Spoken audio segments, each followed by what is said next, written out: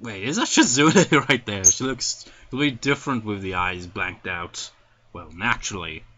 It's kind of eerie. I can never get used to the idea that she just doesn't show up to class every now and again. Feels all the more worrying now as well, given that Lily's left. It's as if the fields are just around the corner.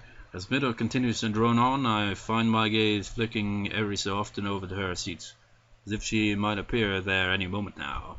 Nobody else seems to care at all about her absence, but they have little reason to. Hanako being absent from class, after all, is perfectly normal. Or at least it was. Her attendance hasn't been all that bad from what I've seen in my time here, but it was apparently much more spotty beforehand. This is also an ominous time for her to be gone. It's the day before her birthday, and my suspicions are starting to rise, after the breakdown she had in class when it was mentioned. The increasing amount of my thoughts is taken up by how I can help her, but in the end I feel like I can't do anything. The bell heralding the beginning of lunchtime brings out, shaking me out of my thoughts. A collective sigh of relief can be heard from the class, though Misha looks quite put off. He dislikes being interrupted in the middle of his exciting lectures, after all. Just when I'm wondering what I should do on lunch break, given that Hanako and Lilly aren't here, the solution presents itself. Afternoon, He-chan! Afternoon, Misha, Shizune. You both look as bright as ever. He-chan wants to know if you'd like to have lunch with us today. Sure, it'll be good to have some company. The cafeteria hums with activity, much like my old schools did. Hanako is different, though, in how strangely civilized the lunchtime rush is. But the one you would expect to be an unruly mob chomping at the bit to get to the serving area is follow a neat and organized line. There's a small amount of jostling, and people's heads are often craning around to check on what's happening up ahead, but it's pretty subdued. This is due, no doubt, to the very serious rules regarding such matters in the school. The same strict discipline is observed when students move in the hallways, or come to and from their dormitories and the school gates. While the reason for it may be slightly off-putting, I've come to quite like this sense of order that's enforced in the school. I didn't really like being told by Shizune and Misha to get their lunches, though. I feel a little used as I take a seat at the table where they're sitting, flunking their food down in front of them. Sweet bread and strawberry milk for Misha, a bowl of ramen and juice for Shizune. I heave a sigh of relief as I put it all down, after the significant difficulty I had carrying it all in addition to my own lunch. Thank you! Misha claps her hands together before popping open the wrapper and digging into her bread ravishingly, or whatever. Shizune simply gives an appreciative nod before giving her steaming ramen a stir and blowing on it a little to cool it down. I open my own lunch, another packet of sweet bread, and take a bite before washing it down with some juice. The bread is very sweet, so much so that I end up forcing myself to stomach it just to get the experience over. Midway through, I decide to take a break from the difficult task and ask what's on my mind. So, I'm guessing you two had a reason to drag me down here. You two seem to always have an ulterior motive, after all. What are you saying, G-Fan? Both of them have you on it. Her mouth is full of sweet bread as she speaks. It's a pretty unpleasant sight. Shizune looks a little grossed out before going back to eating her ramen. I wait until Misha swallows what she has in her mouth before speaking again. You're not buttering me up to make me work with you after school? Nope. Not trying to extract information from me that I might not want to give? Nuh-uh. Fine, you win. I guess you just wanted to eat lunch with someone as intelligent and handsome as me, then. That's it, He-chan. You got it. Shizune looks unamused as Misha finishes signing our conversation and sucks in the last of her long noodles as she finds her own thoughts. She-chan says you shouldn't be so suspicious of us. She's just doing her duty as a class representative, after all. How is she, are you doing that? As much as I hate to admit it, it looks as if I still have trouble communicating with Shizune. It should be a simple matter of keeping eye contact with her and addressing Shizune instead of Misha in my speech. But then somebody else is doing the talking for her. It's a surprisingly difficult task. It's the class representative's job to ensure everyone's doing alright in class, isn't it? Not really. Wait, how is making me get your food ensuring that I'll get well in class? Shizune huffs and adjusts her glasses disapprovingly. So this is the thanks we get for giving you companionship during lunchtime. That's a total dodge of the question. Wait, hang on. How do you know that I... Lilly's away and Hanako's absent, and since those two are the only people you hang around with, you also made it kind of obvious to see. Ouch, I may as well have done so, but she didn't need to rub it in. Maybe this is payback for before. Right, well, thanks, I appreciate it, and that isn't sarcasm. The two nod and we get back to finishing our meals. It feels a little embarrassing to be accompanied just before they notice I was lonely, but it isn't as if they're strangers either. It isn't long before I finish the last of my bread and start on the last of my juice, and as I do so, I find my mind wandering back to what I'd been thinking about before the two interrupt my train of thought. Feels like I'm the only one in the class that so much as acknowledges Hanako not being there. It feels like this is the other time she skipped class, but now it's even more acutely annoying. Does nobody care if she's happy or not? Have they just written off any possibility of helping to make her better? Even Muto doesn't try to keep her in class, and I'm still not totally convinced by his reasoning. Hey, Hee-chan, is your juice past its expiry date? What? You were pulling a weird face like this. As if it were needing, Misha mimics my own expression. Exaggeration makes me grimace. Though Shizune at least takes some amusement from it. I was just thinking about Hanako. Oh! Misha's interest is piqued, and so is Shizune's, once my words are interpreted for her. I'm just worried about her being absent so often, especially now, though, what with her birthday coming around. The memories of that incident in class are still fresh in their minds. The faces alone are telling that much. Holy shit, this is I think the first time we've ever seen Shizune with this expression on her face in this entire LP. So that's definitely different, isn't it? Do you know anything about Hanako? Anything that might help? Misha shrugs and looks to Shizune, who pulls on this for a while. The only people she's ever talked to for more than a sentence or two are you and Lilly. Shizune may not be able to convey Lily's name in a derisive tone of speech, but I feel as if it comes through in her sign language. The effect is lost, however, after Misha's interpretation. There are a couple of things we know about Hanako as student council members, thanks to the records that passed through our hands, but we can't say anything about what's in them. Understandable. Sounds a lot like the nurse's vision confidentiality. Every time I find someone that knows something about Hanako's past, it turns up being a dead end. The only way I'll ever find out is by asking her. I don't know if she'll let me know such things, but if it's for her sake, I have to at least try. Don't worry about it, Hee-chan. It happens every year after all. That doesn't remove any sense of worry at all. I still feel a little at fault for what happened in class. But this feels like it goes further, even without their confirmation of that fact. Misha notes my troubled expression, her own usually happy and reassuring face dropping. Everyone has problems they have to deal with, right, Hee-chan?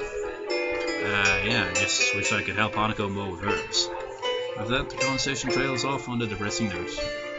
Eventually, Misha manages to pick the mood back up through her usual bright and bubbly antics, but my mind remains focused on Hanako. I'll go check on her later.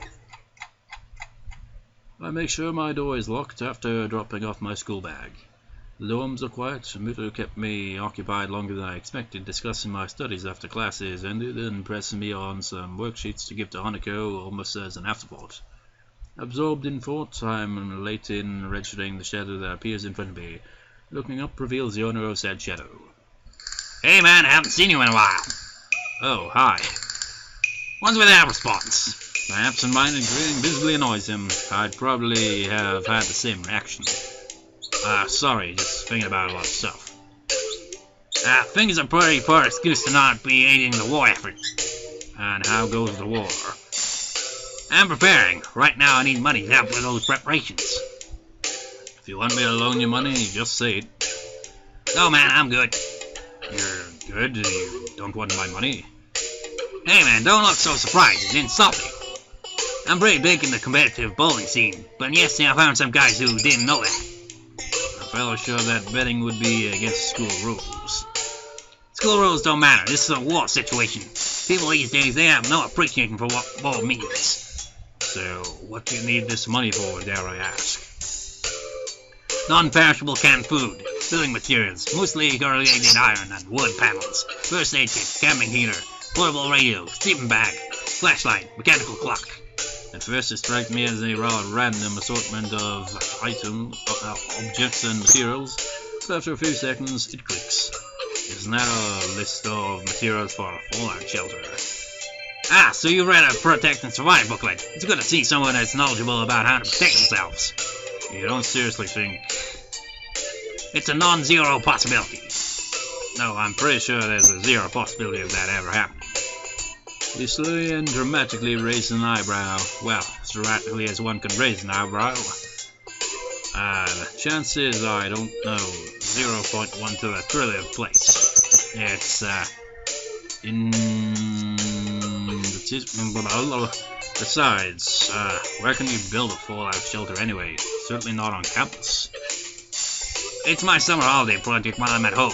My dad said I can do it. Really? Yeah, he thought I'd improve my crafting skills and manual dexterity or something.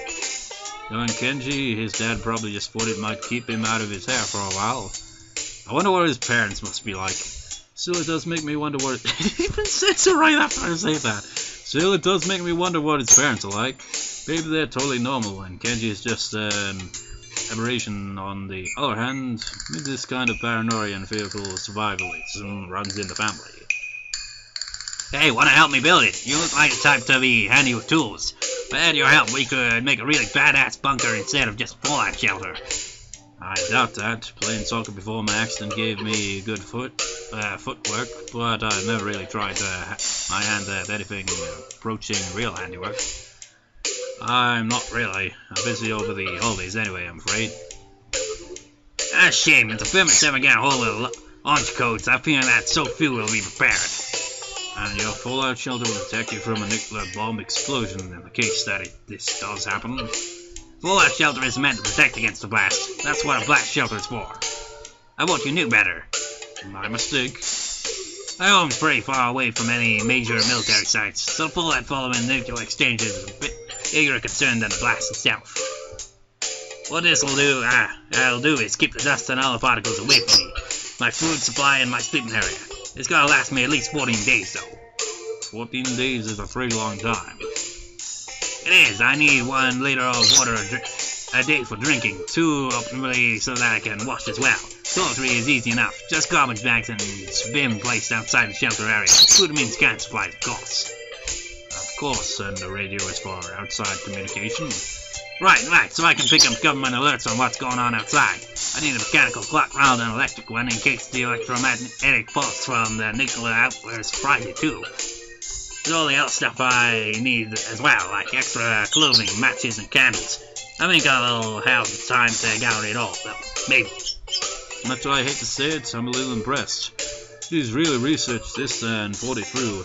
Then again, I don't know if I want to live in a post-apocalyptic world with only people like Kenji having survived. It sounds like you really know what you're doing. Damn right I do. It must be hard living in constant fear like this. He hardly ever socializes either, so the fact he was bowling with others in itself something of a surprise. This mentally reminds me a little of a certain someone. Frankly, her fear of others doesn't manifest in such a distinctly eccentric way. One thing I know for sure is that I certainly can't tell him exactly why I haven't been hanging around with him much recently. It's late, I have stuff to do. I think about making a fallout shelter or something, though. Yeah, alright, that's cool.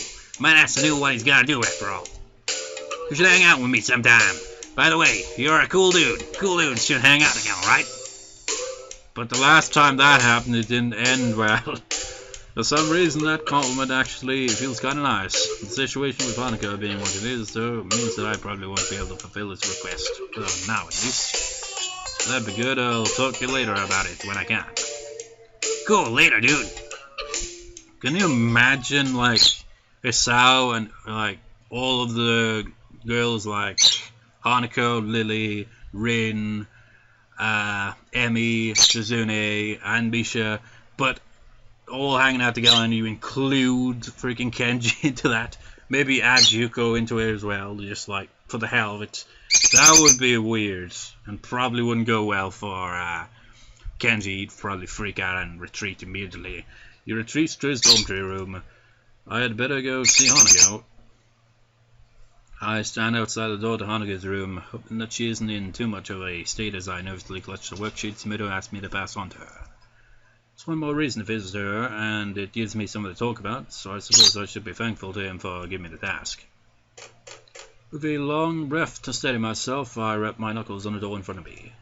Silence. I listen intently for any sound of shuffling coming from inside, but I can't hear a thing. I knock on the door again, slightly harder. Still no answer. How strange. Scratching my head, I make one last attempt at getting her to answer as I knock on the door one final time. Hanako, it's just me. Mido said give you some stuff. For a while the attempt seems just as unsuccessful as the last. Just before I slip the sheets under the door, though, I hear the handle rattling. As the door opens halfway, I quickly try to see how Hanako is faring. It's a task made somewhat more difficult by her oversized gown, hiding so much of her body. But it makes it easy to tell, not so well, considering you've got this sad music playing. She doesn't look sick, or at least not immediately so. To be honest, I'd have preferred that her expression right now. She looks terribly tired, and appears to barely acknowledge my presence. Hi Hanako, Mido wanted me to give you these since you went in class today. I hold out the loose sheets, which she tentatively takes in her hands. The way she moves is devoid of thought. Her posture is slumped, in an unusual manner for someone that's so often tense and wound up. Even her eyes keep looking away from mine, doing their best to avoid eye contact. I move my head a little to try and get a better look, but she just ends up turning away. Are you okay? If you're feeling sick or anything, I could get a nurse. It feels almost pitiful to put on such a routine, get well soon act. I can't think of anything else I could possibly do for her, though. She seems to collect herself a little at the notion, but only a little. Her head remains turned away, but her eyes move toward me. I'm fine. An awkward silence follows as it lingers, I notice. That's, again, with the way I read, it's like an awkward silence follows as it lingers. That's not supposed... That's a full stop, man. An awkward silence follows. As it lingers, I notice that the sleeves and the chirps and the bird and the cuffs of her gown bear slightly damp stains. Her cheeks are a bit red, too. Has she been crying? I see. Birds. You know what? Screw it. At the start of this recording, it was like, reminder, we can change the bird's water. I might as well do that now. I'll be right back. Right. No, I was just like thinking about Hanako's condition. So when you really think about it, essentially, her parents died in a house fire. She was badly scarred by it and had to live in an orphanage. We don't know when this actually happened, but the fact that it happened at all, I just like, put yourself in that situation and it's just like, whoa, no. And you can't even put yourself exactly in her position either in your mind. You could be like, how would you be in this kind of situation? And I can't imagine anyone would say, oh, I'd be perfectly fine.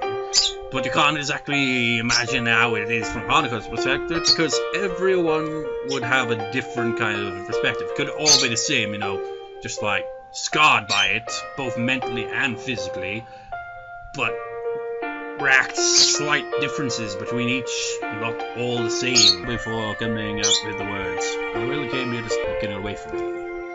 Hanako? She slowly shakes her head. Okay, good night then. I can understand why she'd shut herself off from people like that, though. With that, Hanako steps back and closes her door without a second word. More than a little worried, I retreat back to my room. Wandering up the hallway, I keep mulling over what happened. It felt like Hanako was only half there. as if I was interacting with a robot that was just doing what it was programmed to without any real force. She was a husk of a person. This is frustrating. I had hoped that being in Hanako would help the situation, but I feel like it's only made it harder to understand her. How am I supposed to try and help her when she quite literally shuts me out like that? I don't even bother to turn on the lights, opting instead to simply change into my pajamas, quickly choke down my evening pills and collapse onto my bed. With that kind of dialogue, I was just expecting me just to be like, and then stare emptily into the darkness and straight to the ceiling. I just think, what can I do? Once again, Hanako doesn't turn up for class. Try as I might to concentrate on other matters, this fact continues to distract me throughout the entire school day, even though I walk through the school gardens to the dormitory. I don't think today being her birthday is a coincidence either. I don't know the link between the two events though, nor do I have any idea on what she's feeling. Come on, man, you gotta have an idea, man. Okay, I'll just say it because it seems obvious enough, and I'm pretty sure it is. I can't fully remember, but I'm pretty sure it is. That the fire is connected to her birthday, obviously. I mean, why else would she, react the way she does when so much as a mention of her birthday comes up? I mean, that just adds to it right there, doesn't it? Were it physical pain, I could at least provide some limited comfort. With something like this, though, I have no idea where to start. That's the thing, isn't it? It's like physical pain, just like, yeah, it's a big difference between mental and physical pain, obviously. With physical pain, like, say, you broke your leg or something like that. Ow! I've never broke my leg, but I imagine it's painful. But eventually, it'll be healed. The mental kind of scar, though, it's kind of like, well, physical stuff as well sticks around and all that, but mental kind of pain in general, kind of like, it can come and go, but it has a kind of different quality to it. With physical pain, it's just like, ow, fuck, ow, ow. Mental pain is more of the very distressing, depressing type. So it's, honestly, I don't know which is worse, really. It depends on the quality of the physical pain compared, like, if it's, like, excruciatingly painful, but then if you like the extreme of mental pain, put it to the maximum, both are freaking awful. I have no idea where to start. I run the people I know through my head, thinking about, well, they could help. Shizune and Misha don't know that much about Hanako, and what little they do know, they can't tell me. Same for the nurse. What about that one girl that is in the track and fields, but isn't Emmy, the other girl? What was her name? She only appeared that one time, after all, but I don't think she'd really know much about her. In the end, there's only one person that knows Hanako well and would be willing to tell me anything. Entering my dormitory room, I notice something that takes me off guard. It's starting to feel familiar. For everything that's going on around me, I'm thankful that this room started to finally be somewhere I can relax a little. When I'd first entered Imaku, it felt immediately foreign in every way, with the untouched neatness to the way it smelled. Focusing back on the task at hand, I throw my bag onto the bed as I open the top drawer of my desk. Before she left, Lilly told me the number to call her on while in Scotland, and I wrote it down. In hindsight, I wonder if she knew something like this could happen. And how much is the freaking phone bill or whatever gonna freaking cost, man? This Japan to Scotland. Now that she is out of reach, I realize just how much both Hanako and I have relied on her for guidance. I dig around drawer after drawer, looking for that damn piece of paper. Eventually, thankfully, I find it nestled under a borrowed library book. How old is that phone, man? Actually, when was this visual novel made anyway? I mean, do they even have flip phones like that anymore? I mean, I have a phone that's a flip phone, but it's not like that. It's, this bit right here, essentially, like, goes inwards, and then it goes out. if that makes any sense on that description. It's a Sony Ericsson, I think. Yeah, Sony Ericsson. What's the model here? W910i. Very old ass phone, and honestly, it surprised me how old it is. Really, I've had it since like maybe 2009, I think. I'm surprised it still works. Like, you're hearing like all these people that like so much to drop their phone, and it's just like, oh no, I have to get a new one. Or ones are just like kind of like have like a deal where it's like, okay, I've got this phone. 6 months later, it's like, okay, got a new phone. 6 months later, new phone. Me, it's like, freaking, what, 6 years? Actually, more than 6 years passed. Still got the same phone here. It's just like, why don't you upgrade to a better phone? It's like, why? It does the job. Just like, yeah, but there's more fancy stuff now. Just like, whatever. I probably should have just entered it directly into my cell phone, come to think of it. Without further ado, I enter the numbers and anxiously press the call button. I mean, look at this phone. Doesn't even have a camera, man. I mean, my phone is old as shit, but it actually has a camera, you know. I mean, the quality of the camera is on par with my eyesight, but still. I'd have to say that it's kind of like, a lot of images tend to have a slight blur to them. Eventually the phone picks up a feminine voice I don't recognize on the other end. It's probably Lily's mother. What? Sato? Just like, now he realizes, like, oh shit, they're Scottish. Oh wait, they're Scottish. Put on an accent, but I can't do a female Scottish accent. Man, even if he does understand English, he's gonna have a hard time freaking recognizing for a Scottish accent. English? Suddenly finding myself unprepared, I realize I don't understand a word she says. I'll do to my limited vocabulary or her heavy accent. I should have anticipated this, since according to Lily, her mother is a native Scot. I soldier on in the hope that she must know some Japanese, considering it's her daughter's native language. It's Hisao, the guy, speaking. An enthusiastic sound of realization can be heard as she recognizes the language. My feeling of relief is immense. Well, I imagine that would be the case. Just like, anyone talking in Japanese, must be for my daughter then. You must be one of Lily's friends from school, correct? Even so, her accent means I have to concentrate to work out what she's saying. Yes, that's right. Pleased to meet you too, Miss Sato. It's so nice of her to find someone so polite. Lily, dear, it's for you. That sounded more posh than anything, really, didn't it? Her mother seems nice, if a little over-enthusiastic given the mundane situation. There's a small silence as Lily takes her time getting to the phone. In the distance, I can just make out her mother scolding her playfully for just getting up. Hello, Lily speaking. Hello, Lily speaking. I mean, you sound awful. She makes a sound somewhere between a dying animal and a yawn. The one thing I did understand to check before calling was the time zone. It'd be pretty late in the morning over there, so she really has no excuse. Oh, come on, man. Not everyone wakes up early. I mean, I've been waking up early the past freaking few days, much to my annoyance. Sometimes it's like, I woke up at 2 at one point, and I don't know how much sleep I got in between by the time I got to the actual morning itself. Waking up like 7, just like, for me it's just like, I don't want to wake up, I'm more hours sleep, and nope, just can't get into sleep after that. Not feeling well.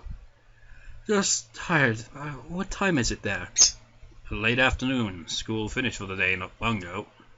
Hanako's not well, is she? That was quick. My assumption that she must have known something like this could happen seems to have been on the mark. How did you know? Because today is her birthday. I'd hoped she might have gotten at least a little better after coming to know you, but how is she right now? She missed school today and yesterday. I still have to check up on her today. To be honest, after seeing how she was when I talked to her yesterday, I'm pretty anxious. I really have no idea what to make of it. Has this happened in the past? Is it related to her scarring in some way? Unfortunately so. Roughly the same thing happened last year when her birthday came up. As far as I can tell, it's because her parents died in the accident that caused her scarring. Hanako blames herself for their deaths.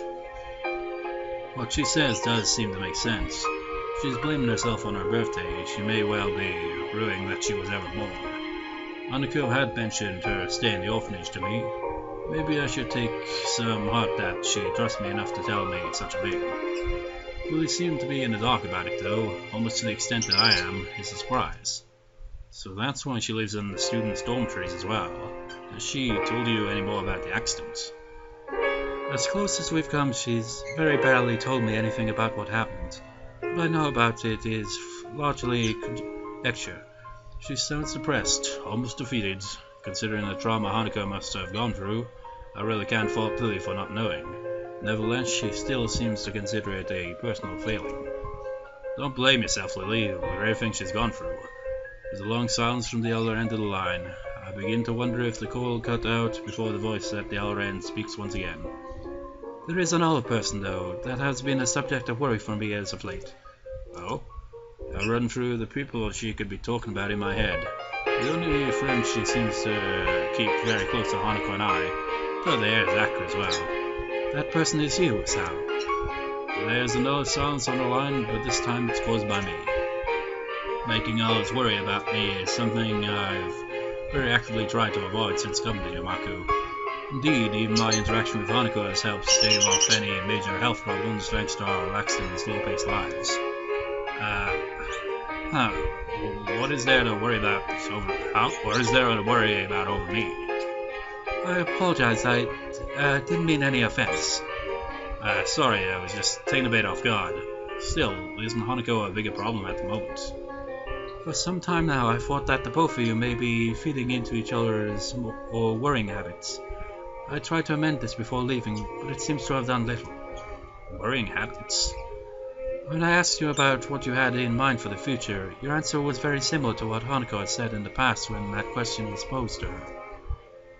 It is well and good to want to protect her, but I fear that treating Hanako like this as if she were a daughter or someone in need of special care is only going to achieve the opposite.